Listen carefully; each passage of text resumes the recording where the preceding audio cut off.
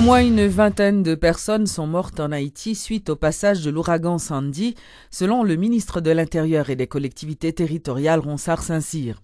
Il s'agit d'un bilan provisoire qui tient compte des premiers rapports fournis par les directions régionales de la Direction de la protection civile. 5 personnes ont été tuées dans la péninsule du Sud, tandis que 3 autres sont décédées à Petit-Gouave. 2 enfants sont morts, emportés par des rivières en crue, ont révélé les autorités locales, qui font état également du décès d'un adulte. Toutes les rivières de Petit-Gouave étaient en crue, causant des dégâts matériels importants. Petit-Gouave et les Cayes ont enregistré jusqu'à présent les plus lourdes pertes en vie humaine. Notons également que 5 membres d'une même famille ont trouvé la mort dans la commune de Grand-Gouave. Les autorités font état de plusieurs communes inondées partiellement, des routes endommagées, des ponts effondrés et des pertes énormes dans le secteur agricole ont été enregistrées. Le ministre Saint-Cyr a révélé que plus de 10 000 personnes avaient été déplacées. Le gouvernement haïtien a annoncé la distribution de 10 000 kits alimentaires ainsi que 150 000 bouteilles d'eau pour les populations sinistrées. Près de 5 millions de dollars seront investis dans les efforts d'aide aux régions touchées par l'ouragan Sandy. Le président Martelly, accompagné de son premier ministre Laurent Lamotte, ont donc procédé ce vendredi à la distribution de kits alimentaires dans plusieurs quartiers vulnérables de la capitale pour venir en aide aux victimes du cyclone Sandy.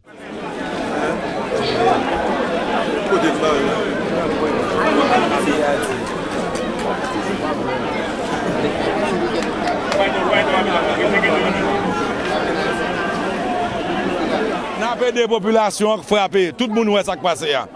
Ok, de l'eau envahit depuis quelque temps, nous avons une question d'urgence. Dans le moment, il faut faire et nous avons tout, il faut prendre des grandes décisions soit après. Donc, ça n'a fait assez pour le moment. Merci.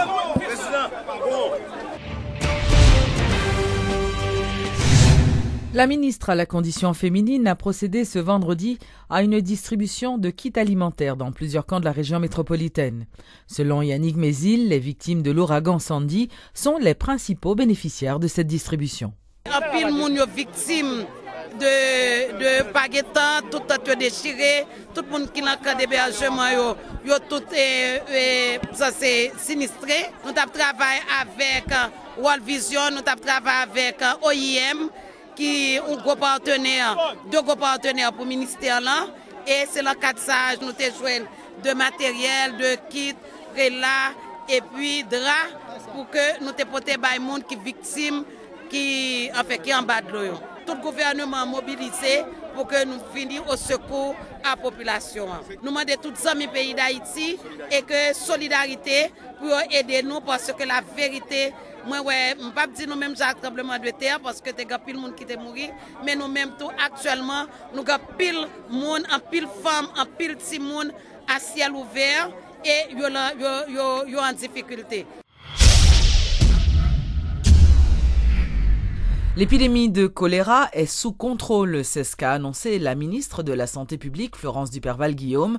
2 ans après l'apparition de la maladie, le docteur Duperval a indiqué que les autorités sanitaires travaillent d'arrache-pied afin d'éradiquer ce fléau du pays d'ici les 10 prochaines années. Nous sortis dans 23 000 cas, nous tombons dans 650 000.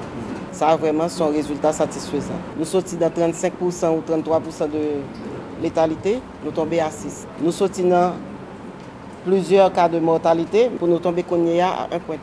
Ça veut dire que même au niveau communautaire, il y a très rarement des gens qui mourent parce que tout le monde finit connaît choléra là. N'a vivre avec elle mais n'a pas paré pour lui tout. Donc tout le monde connaît ça pour faire pour ne pas prendre choléra. Mais qui ça nous dit? Nous dit que parallèlement, il faut que nous prenions très au sérieux les choses. Il faut que nous agissions en amont. Agir en amont, nous avons 100% de contamination qui c'est sous de l'eau. C'est de l'eau qui baille. De l'eau qui est contaminée par matière fécale qui n'est pas bien gérée. Donc, premier bail pour nous faire, il faut gérer la matière fécale là. Il n'y a pas qu'à coûter des anus tout le monde. Donc, il faut tout le monde dans la toilette. Mais nous dit qu'il faut que nous résilions nos grands plans d'installation de latrines. Donc, c'est à son bagage, je pense, qui est très important. Il faut que nous ayons un plan pour nous mettre la latrine dans le côté qui peut reculer pour nous être capable de gérer la matière fécale là. Deuxième bagage, nous dit qu'il faut que nous pas travailler avec nous tout pour vraiment aller protéger les sources naturelles. Il y a de côté, mes amis, veulent ou ne veulent pas, c'est seul petit sous ça moun yo gagner pour prendre de l'eau pour boire. Donc faut y aller protéger sous pour que matière fécale pas contaminer sous ça. Et faut nous décontaminer sous à l'origine et même débit de telle sorte que de l'eau ali même l'arrivée côté pour moun prendre pour mettre dans récipient pour boire pour que moun connaît que son de l'eau qui exempt de toute bactérie qui cabaye diarrhée.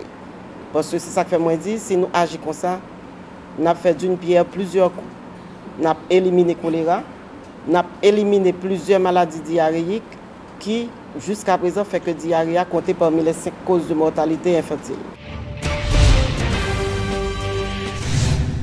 L'expert américain, le docteur Daniel Lantagne, a estimé très probable que la source de l'épidémie de choléra soit partie du camp des casques bleus népalais de la mission des Nations Unies pour la stabilisation en Haïti, la MINUSTAH. Après de nouvelles études scientifiques publiées lundi, l'expert américain assure que de nouvelles preuves ont été détectées, ce qui confirmerait la thèse que les agents de l'ONU seraient responsables de l'épidémie de choléra qui a déjà fait plus de 7000 morts en Haïti, explique un article publié dans le journal BBC News. Il s'agit de la plus grande épidémie de choléra au cours de ces dernières années, notent les spécialistes, faisant remarquer que le nombre de décès en Haïti est supérieur à tout le continent africain. Maintenant, nous pouvons dire que la source la plus probable d'introduction du choléra en Haïti était une personne infectée par la souche de choléra liée au Népal qui se trouvait dans un campement de l'ONU à Mirebalais, a déclaré le docteur. L'ancienne présidente du Chili et actuelle directrice exécutive de ONU Femmes a mis fin ce mardi à une visite de 2 jours en Haïti. Avant de laisser le pays, Mme Bachelet s'est entretenue au Palais national avec la première dame de la République, Sofia Martelly, la secrétaire d'État à la formation professionnelle, Mme Marina Gourgue, et les femmes ministres du gouvernement et des représentants d'organisations de femmes du pays. Une cérémonie a été organisée au Palais national pour clôturer la visite de Mme Bachelet. Le président Michel Martelly, qui a pris la parole dans le cadre de cette cérémonie, a encouragé le ministère à la condition féminine afin de travailler à la mise en place d'un cadre légal et institutionnel favorable à l'émancipation des femmes haïtiennes. Ma gestion présidentielle entend particulièrement intégrer dans la vie haïtienne l'objectif 3. Qui est promouvoir l'égalité et l'autonomisation des femmes, des objectifs du millénaire pour le développement. Et j'estime de haute intelligence sociale un tel engagement, car l'expérience planétaire fournit certaines données le justifiant et qui portent à méditer. L'accès égalitaire des femmes à la terre et aux autres intrants agricoles augmente la productivité agricole de 20 ou 30% et diminue le nombre de personnes souffrant de la faim. Les entreprises comptant 3 femmes ou plus parmi leurs directeurs ou leurs cadres supérieurs voient leur production de 53% plus élevée que celle des entreprises qui ne comptent pas de femmes. On constate tout simplement que les progrès s'avèrent plus rapides et ont une plus grande portée dans les pays et les entreprises qui favorisent l'égalité des sexes. Je n'avais pas besoin d'être en possession de ces données pour mesurer le rôle joué par nos concitoyennes dans la vie de notre nation, car je vis de près la réalité de ce pays. Je cite des repères fournis par une analyste qui s'est penchée sur la situation des femmes en notre collectivité. Elles, les femmes, représentent 50,5% de la population économiquement active. Les femmes, chefs de famille ou de ménage, veuves, séparées ou mères célibataires, assurent au quotidien la responsabilité économique et morale au sein de l'unité familiale. Et les femmes, plus que les hommes, ont le souci constant de rompre le cercle vicieux de la pauvreté pour assurer un avenir meilleur à leurs enfants, notamment en leur permettant une bonne scolarité. Le chef de l'État a par ailleurs profité pour procéder à la remise de transcription des arrêtés nommant les citoyennes Baïna Bello et Daniel Saint-Lô, respectivement, ambassadeurs de bonne volonté et ambassadeurs itinérants. Les téléphones Voilà utilisant les fréquences 850 et 1900 MHz ne sont plus opérationnels à compter de ce lundi. C'est ce qu'ont annoncé les responsables de la Digicel qui ont fait remarquer que l'intégration du réseau Voilà a été effectuée et que plus de 500 000 clients ont d'ores et déjà migré. Suivez les explications de Michael Cluzel, directeur des opérations de Digicel Haïti. Avec l'achèvement de l'intégration, les clients de Voilà et de la Digicel pourront désormais profiter des avantages du réseau combiné et d'une meilleure couverture à travers Haïti. À partir d'aujourd'hui, les téléphones utilisant les fréquences 850 et 1900 MHz ne fonctionneront plus sur le nouveau réseau Digicel.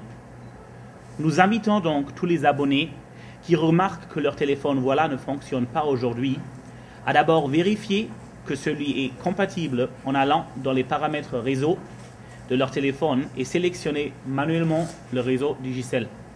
Nos offres permettant aux abonnés de se procurer un appareil compatible sont encore disponibles. Pour prendre connaissance de leurs offres personnalisées, nous invitons tous les abonnés qui n'ont pas de téléphone compatible à visiter un magasin Digicel avec leur carte SIM Voilà pour toute assistance. Ceci permettra à tous les clients de garder leur numéro de téléphone Voilà et leur plan, tout en jouissant des avantages du nouveau réseau Digicel.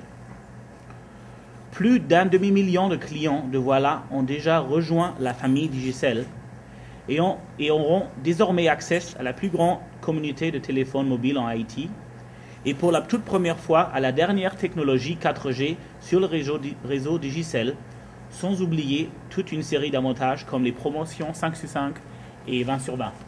Le processus d'intégration est complexe et peut occasionner quelques heures en bon fonctionnement du réseau.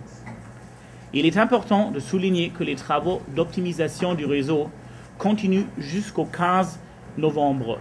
Mais bien avant cette date, des impacts de problèmes techniques sur le réseau sont en train de diminuer jour à jour considérablement. Par ailleurs, je profite pour vous annoncer que Digicel continue avec le déploiement de son câble de fibre optique international qui lui permettra de fournir un service Internet ultra rapide 4G à travers le pays. Ce service est déjà disponible à Port-au-Prince et très bientôt il sera également dans 7 autres départements.